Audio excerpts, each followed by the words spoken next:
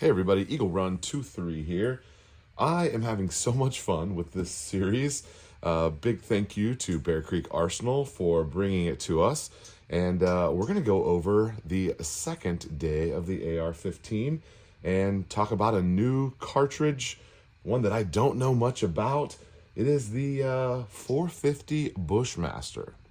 So I hope you're following along and having a good time. I'm really learning a lot, and it's really been pretty cool. For the first 15 days of December, we're going to go over a new caliber that fits into an AR-15, or at least 15 of them, that exist for us AR-15 shooters. Now, the 450 Bushmaster, I mentioned I don't know much about it. That's because I do not live in a straight wall state. Looked them up, and the straight wall states, best I can tell, are Iowa, Ohio, Michigan, and Illinois. Now, that is really where this 450 kind of came from. And we're going to start off here with fact number one, which is it was developed by a company called Lamag Firearms in collaboration with Hornady. And it was only in 2007 when it was introduced. And the idea was to make the biggest possible round that still fits into an AR-15 short action magazine size restriction, the biggest caliber that will fit in an AR-15. And I believe that that's the 450 Bushmaster. I'm going to sharpen up the cheapest pocket knife that I've ever seen. I believe this was like a $3.99 pocket knife, Ozark Trail. The funny thing about this is it lives here on my workbench and at my desk, and I use it all the time. It's probably my most used knife, and it's held up really well. It's got a little wiggle, but it's just a utility knife for me, and I use it and I sharpen it a lot. Fact number two, the 452 is the diameter, 0.452 inches, and it's big time stopping power for short and medium range engagements, which this is real similar to the same kind of parameters that 458 SOCOM was hitting in yesterday. And I have some ballistics to show you here in just a second that kind of demonstrate that. Fact number three, the 450 came into existence because of straight wall cartridge restrictions and the hunters looking for a hard-hitting cartridge in that AR-15 platform. All right, so we'll start off here on 400. You've got your lower, swap that upper, put something on that's got some big time power, and you can take down deer, hogs, it could even be self-defense style, but those are all things that this cartridge is really good at.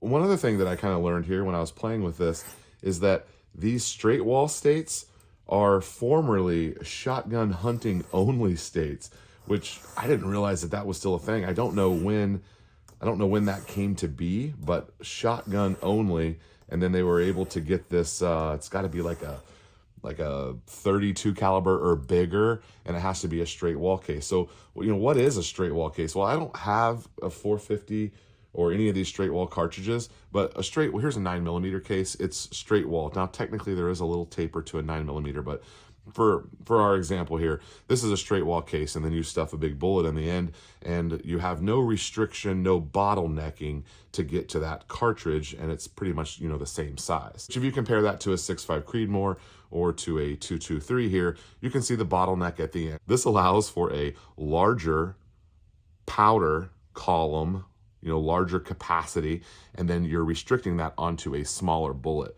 So velocity obviously is the main difference you're going to get, but you are smaller cartridge, bigger cartridge. There's that whole debate as well. So one of the things I had to look up was, why does a straight wall restriction even exist?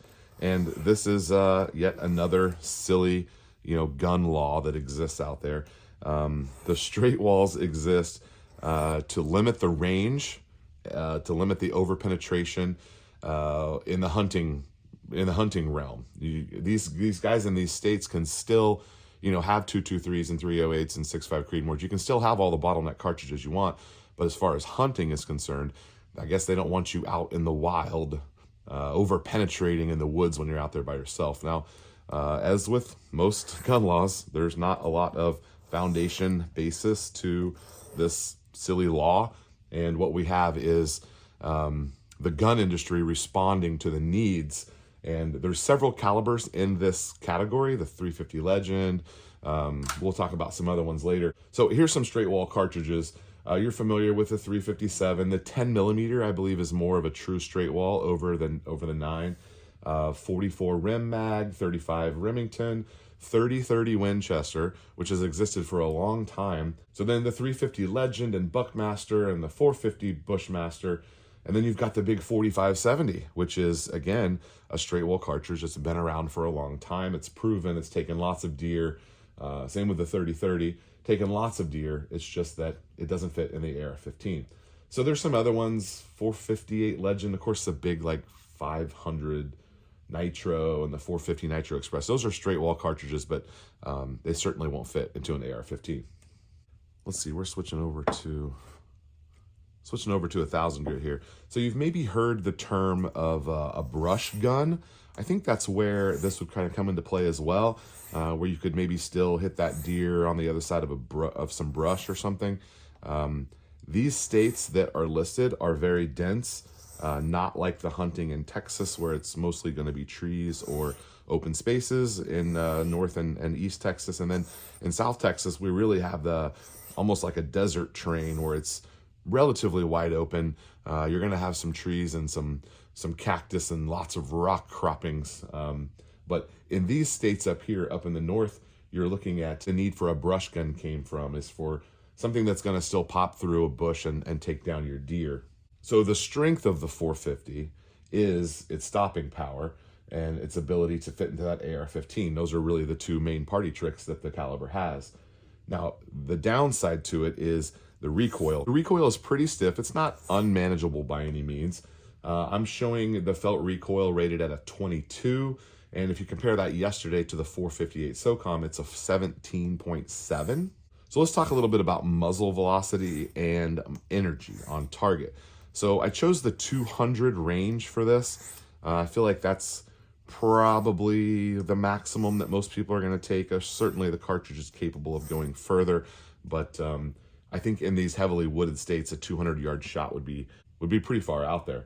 So 450 Bushmaster, it's got 2,200 feet per second on the muzzle velocity at 200 yards. And then the muzzle energy is 2687.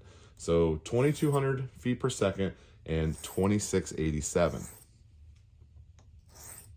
I'll bring you in here on my little handwritten notes here. So if you look at the 458 SOCOM right there underneath it, that's the cartridge from yesterday.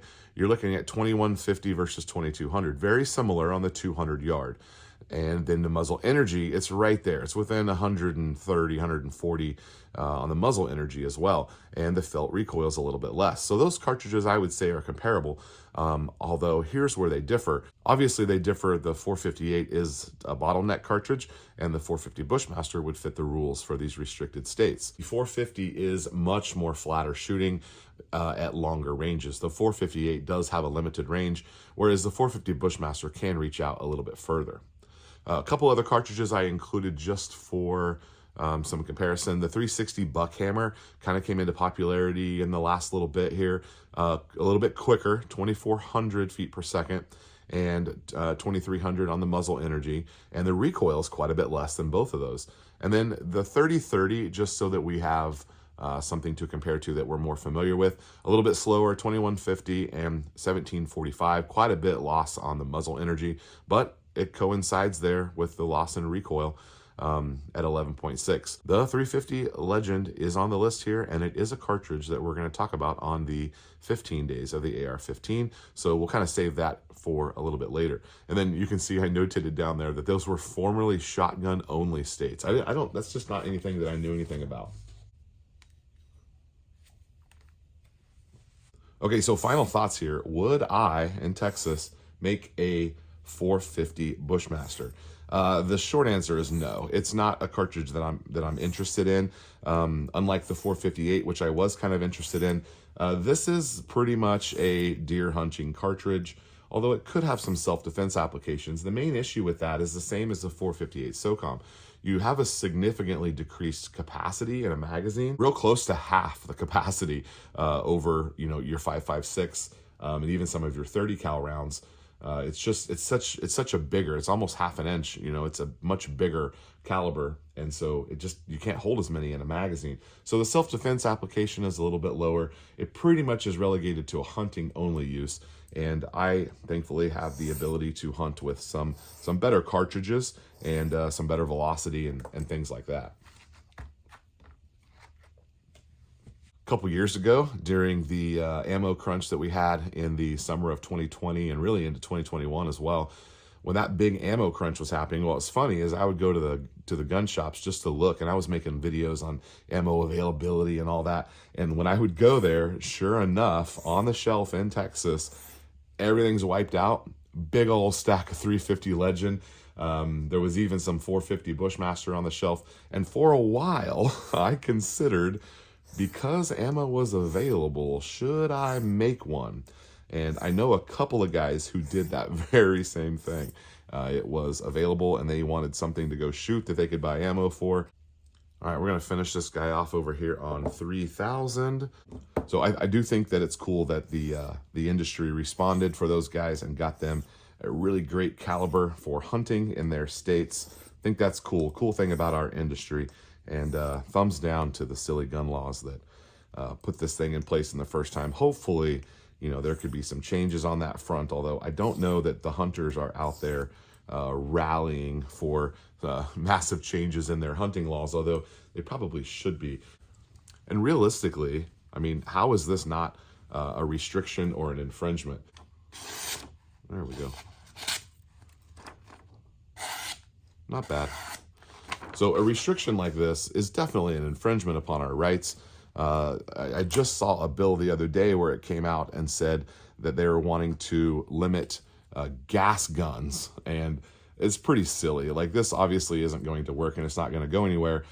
In the paperwork on that law, they definitely said that the hunting applications and the self-defense applications, trying to put that as if the Second Amendment is about hunting, which we all know, you know, watching this, that's not why the Second Amendment exists. No one at that time would have ever imagined the idea that there would only have been a gun available for a hunter, like as if that was the only reason. That was so far beyond comprehension that, like, there would be a limitation that would not allow you to go hunting like that.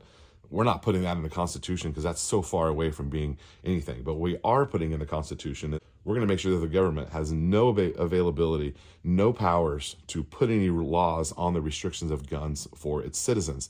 And what we have seen is the government putting in restrictions on citizens in regards to firearms. So this is where the idea that all gun laws are unconstitutional comes from.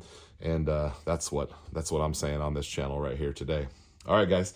The 450 Bushmaster, great cartridge for you guys, not for me. If somebody has one and they want me to shoot it, I don't think there's many of these in Texas. There could be a few of them out there. But anyway, let me know what you think about the 450 Bushmaster. Do you have one? Are you interested? Are you in one of these restricted states? Thanks for watching. Eagle Run 23. We'll see you next time.